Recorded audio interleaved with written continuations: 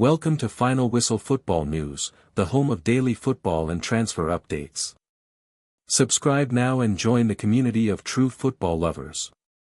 Never miss a moment from the beautiful game. My first news is Kylian Mbappé to return to Real Madrid with ankle injury. France captain Kylian Mbappé will miss his team's World Cup qualifier against Iceland on Monday because of a right ankle injury, France's Football Federation, FFF, said Saturday.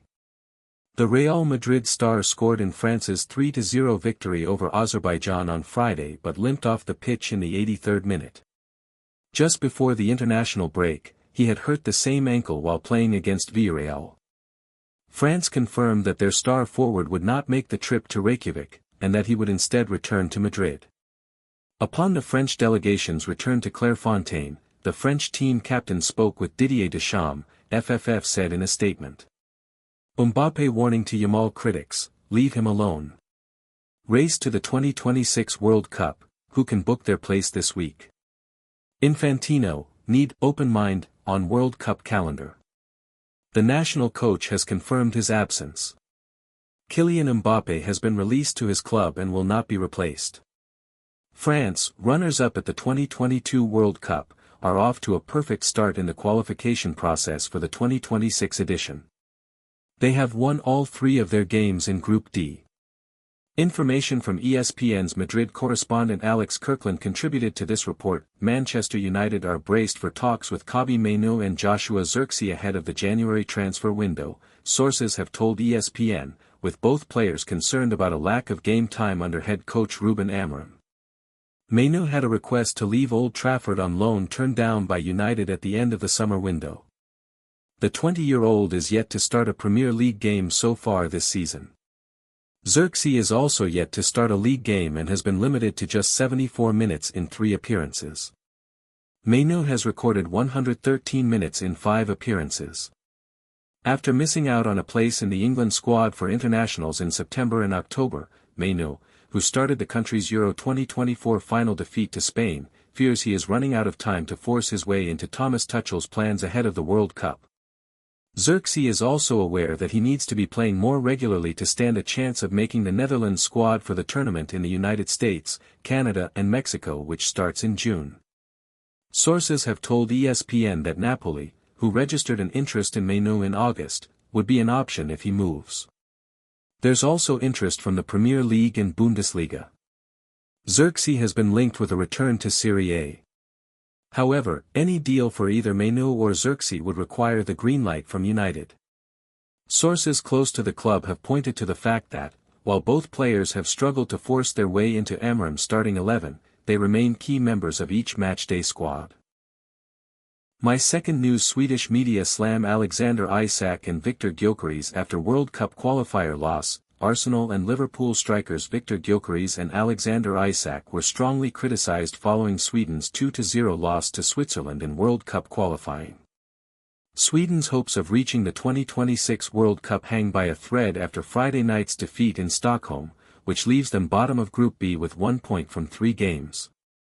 Granit Xhaka and Johan Manzambi got the goals for the Swiss, but it was another night to forget for Gyokeres and Isak, who both failed to register a single shot on target throughout the 90 minutes.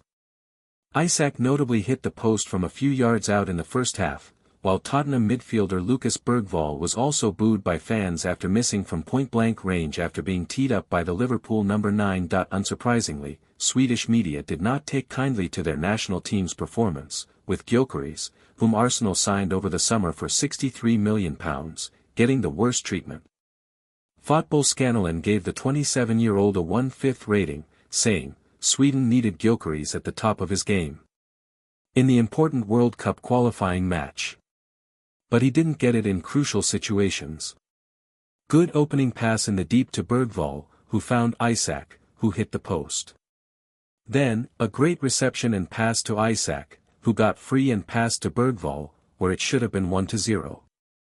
Svenska fans gave him the same rating, adding, the form has been swaying recently. I don't really know what's happened, but he doesn't really seem to believe it right now. He feels so resigned and awkward. Gyokeres has not hit the ground running in North London, scoring 3 times in his first 10 appearances and going largely anonymous in Arsenal's big clashes against Liverpool and Manchester City. This game marked the first time this season that Isak has completed 90 minutes, having arrived at Anfield unfit after going on strike at Newcastle to force his British record £125 million transfer. The 26-year-old has certainly not lived up to the hype so far, with his only goal coming against second-tier Southampton in the Carabao Cup, with fellow summer signing Hugo Ekitike outshining him. Captaining Sweden for the first time, he was given a slightly better 2 out of 5 review by Fotbollskanalen, missed a huge chance when the ball hit the post. Nice run when he got free and selflessly passed to Bergvall and should have gotten an assist. However, Svenska fans were scathing with a 1/5 rating. Today's team captain ran on many balls, had a shot in the post that was worth a better fate, then won a duel and then came free at the end of the first act. However, did not succeed very often with his actions. Sweden must be faultless in their remaining qualifying games if they wish to stand any chance of reaching next summer's tournament in North America, starting with Monday's clash against Kosovo. My third news is England star sent home from camp as Thomas Tuchel decides on replacement. An England star has been sent back to their club side ahead of Tuesday's trip to Latvia. England star Jarell Quansah will miss Tuesday's World Cup qualifier with Latvia due to injury. The centre-back has been sent home from camp ahead of the trip to Riga. Quansah, who is yet to make his international debut, was included in Thomas Tuchel's 24-man squad ahead of Thursday's friendly with Wales alongside fellow centre-backs John Stones, Mark Gahey, Dan Burn and Ezri Konsa. But the former Liverpool player, who joined Bayer Leverkusen in the summer, failed to make it off the bench against Craig Bellamy's team as the Three Lions cruised to a 3-0 victory. England have confirmed that Quansah has returned to Germany as a precaution, with Tuchel deciding against calling up a replacement. Leverkusen shelled out £35 million to prize Quansah away from Anfield at the start of July after the defender had featured 58 times for Liverpool.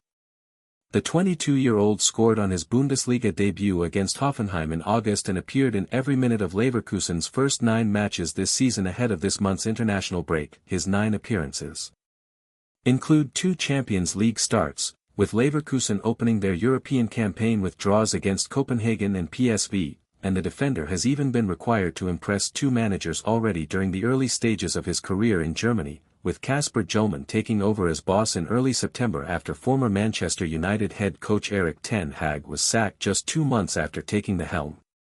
England will be the overwhelming favourites to get the better of Latvia on Tuesday night. After winning their first 5 World Cup qualifiers under Tuchel, the German has already guided the Euro 2024 finalists to victory over Latvia during the qualifying campaign as well as 2 victories over Andorra and wins against Albania and Serbia. The Three Lions qualifying campaign ends with back-to-back clashes with Serbia and Albania in November. With the World Cup finals getting underway in June next year, England scored all 3 of their goals against Wales before the midway point of the first half as Morgan Rogers, Ollie Watkins and Bukayo Saka all found the back of the net, and following the contest, Tuchel said, "We only had 1.5 days to prepare against a complicated opponent. To shut them down in the way we shut them down demands a lot of effort. We are nearly playing like a club team, very flexible, but staying true to our structure. Everyone buys into their role and is ready to do invisible work and help each other. I am very happy with the next step." My fourth news is Bruno Guimaraes sets target, second trophy drought in sight for Newcastle United star. Newcastle United midfielder Bruno Guimaraes was at his sparkling best as Brazil beat South Korea 5-0 yesterday. Bruno Guimaraes is aiming to be, in the best shape possible, at next year's World Cup following his latest Brazil masterclass. 3 wins, a draw and a defeat, albeit at frighteningly high altitude against Bolivia, have given Carlo Ancelotti a solid start to life as Seleção boss.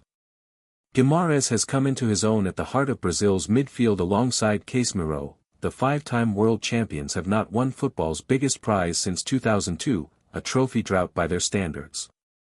Newcastle United fans are aware of Guimaraes' barren spell-breaking capabilities given the Carabao Cup success earlier this year. Bruno Guimaraes speaks after Brazil win. Guimaraes set up Esteveo's goal in a dominant 5-0 away win over South Korea. Speaking post-match, the Toon captain hailed a collective team performance. Except for the match against Bolivia, at altitude, we've been on a really good run, Guimaraes told Globo Esport. It's been a pleasure to be here. It's beautiful to see how we're playing, very well. Today was another great performance. I don't think one player stood out, it was the team. And a team that wants to win can't depend on just one player. Everyone has to play well, and today was a great collective performance. Bruno Guimaraes talks Estevao assist. On his assist, Guimaraes added, I think I'd told Estevao before that their fullback sometimes sleeps, so I waited for his movement and managed to find a good pass there. I was really happy. Now it's all about the road to the World Cup. I want to get there in the best shape possible. Bruno Guimaraes after winning Carabao Cup. Guimaraes openly set out to put his name in Newcastle's history, and he did exactly that at Wembley in March. He said post-match, I wanted to put my name in the club's history. We can now say we are the champions again. People have grown up and not seen Newcastle as champions, I am so happy. This is one of the best days. We deserve this. It is unbelievable. This is my second home. Relegation, Champions League and now champions. I am so emotional today. My last news is key Barcelona player reveals he will miss Real Madrid showdown at Bernabeu. Barcelona goalkeeper Joan Garcia has revealed that he will not be available for El Clásico on October 26, with the Spain international having another month or so on the sidelines. The summer signing from Espanyol underwent meniscus surgery in his left knee at the end of September. The surgery was relatively straightforward and does not carry a lengthy recovery time, so there have been suggestions that the Spaniard could be back before the end of October. However, Garcia has revealed that he will not be back on the field for another month or so. We'll see how I progress, but for now, everything's going well, Garcia told Movistar. Marc-André ter Stegen's absence following a back operation opened the door for Garcia to immediately become Barcelona's number one, and he had been impressing for the Catalan side before picking up an injury. Barcelona goalkeeper Joan Garcia confirms he will miss El Clásico. Garcia is set to miss Barcelona's next 6 matches in all competitions, including Champions League fixtures with Olympiacos and Club Brugge, with his return potentially coming after the November international break. Dani Olmo may also not be back on the field until the clash with Athletic Bilbao on November 23, with the attacker suffering a calf problem during international duty. The injuries have started to pile up for Barcelona at a crucial stage of the season, with Lamine Yamal, Rafinha, Gavi and Fermin Lopez also on the sidelines. Yamal, Rafinha and Fermin could all be back for the trip to Real Madrid, but Gavi underwent a knee operation in the latter stages of September and will not be back on the field until February at the earliest. Barcelona urge Spain to be cautious with Pedri. Barcelona have also allegedly urged Spain to be cautious when it comes to Pedri, with the midfielder currently struggling with muscular fatigue. The Catalan giants are said to be frustrated with Spain's use of Olmo, who is set for 4 weeks on the sidelines due to a calf issue, and according to AS, the La Liga champions have concerns over Pedri. Spain will face Georgia, October 11, and Bulgaria, October 14, in their 2 World Cup qualification fixtures this month, and Pedri, as it stands, is set to be involved in both of those matches. Thanks for watching. That if you enjoyed the video, make sure to hit that like button, subscribe to Final Whistle Football News, and turn on notifications so you're always in the loop with the latest transfer news and rumors. One more thing, what are your thoughts on these updates? Comment below.